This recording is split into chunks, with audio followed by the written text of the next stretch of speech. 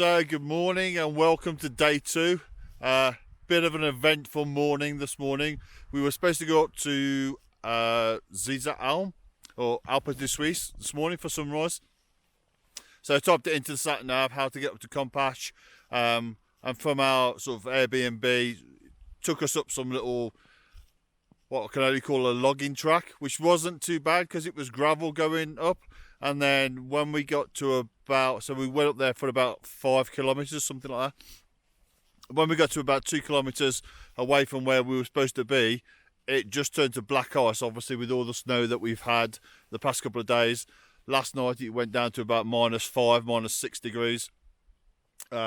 So we were literally stranded at a 45-degree angle on this road. Every time I took my foot off the brake, it was slipping. Every time I took the handbrake off, it was slipping.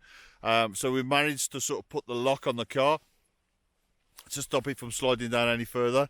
Got out the car, then we proceeded to spend the next 25 minutes getting gravel and dirt and throwing it all down the road. Then a guy came up behind us and sort of wasn't happy that we were sort of blocking the road, which is tough. But eventually we managed to get out there. It took us about half an hour to get out.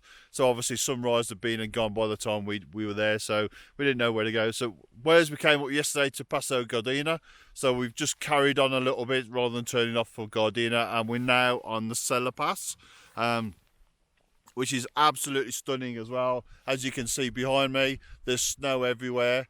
I think when we got out of the car, it's -4 degrees, I think it was when we got out of the car. So it's absolutely freezing.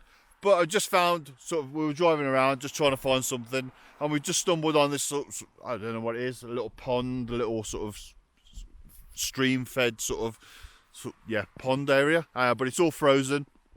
And obviously with all the snow sort of billowing up all around the sides, we've got all these sort of grasses that are just sticking out. We've got the mountains in the background with the light just hitting the tops of the mountains.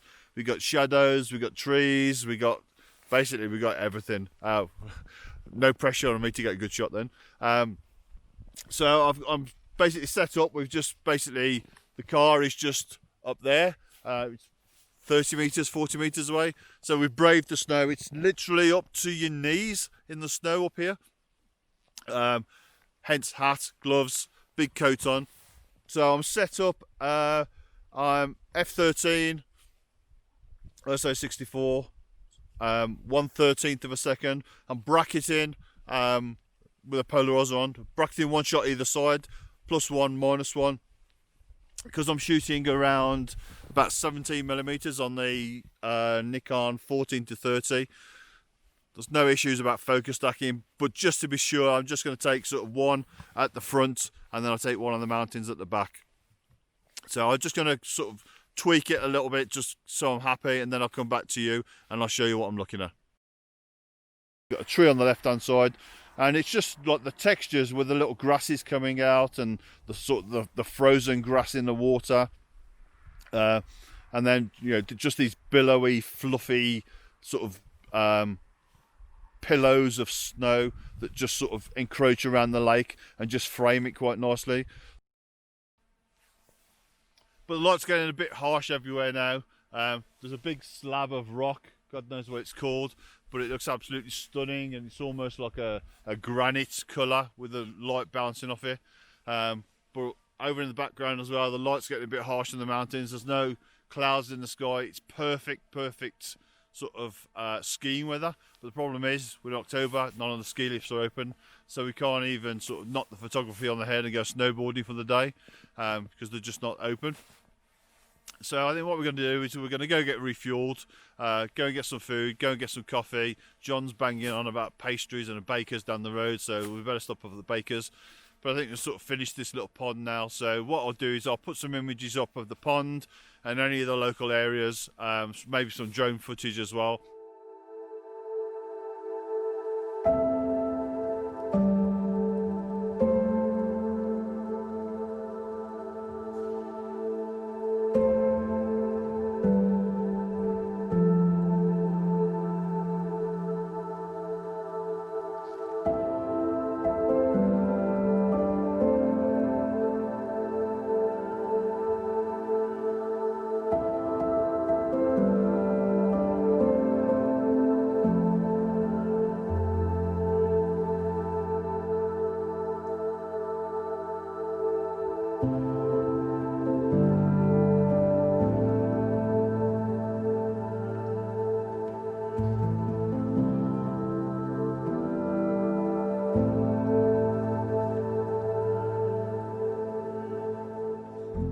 Okay, so we've come up to the viewpoint, and obviously we've taken some time lapses. I'll spin you around in a second, shooting down over to the mountains over there and to the mountains to the right hand side. And we've just had quite a few people come up asking, obviously because you've got cameras on the tripod, you know, asking you to take selfies for them and getting their little point and shoot cameras out. So, you know, it's all part of the fun, isn't it? So I'll just show you. So I hope you can see. Actually, let's spin you around.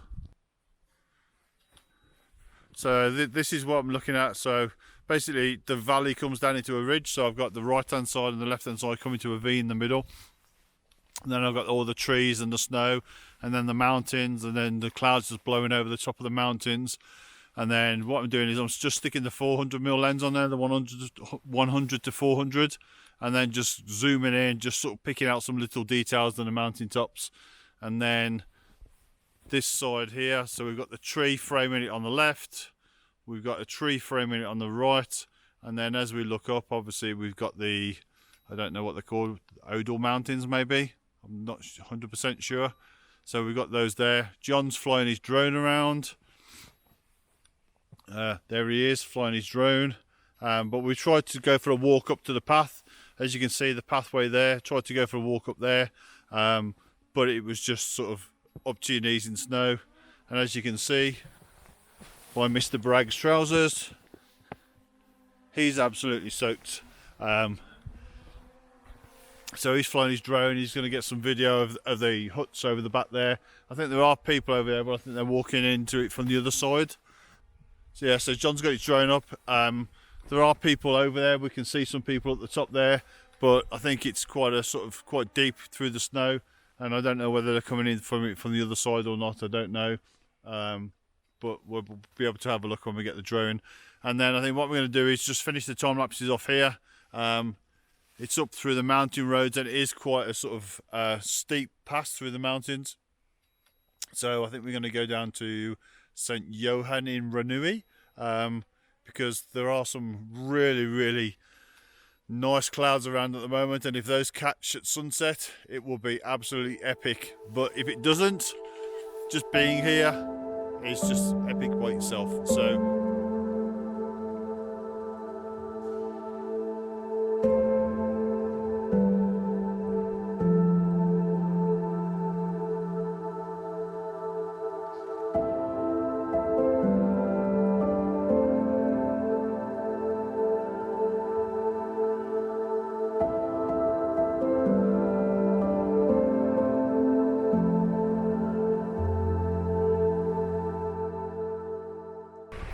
So we're here. So we're down in St Johanns in Ranui.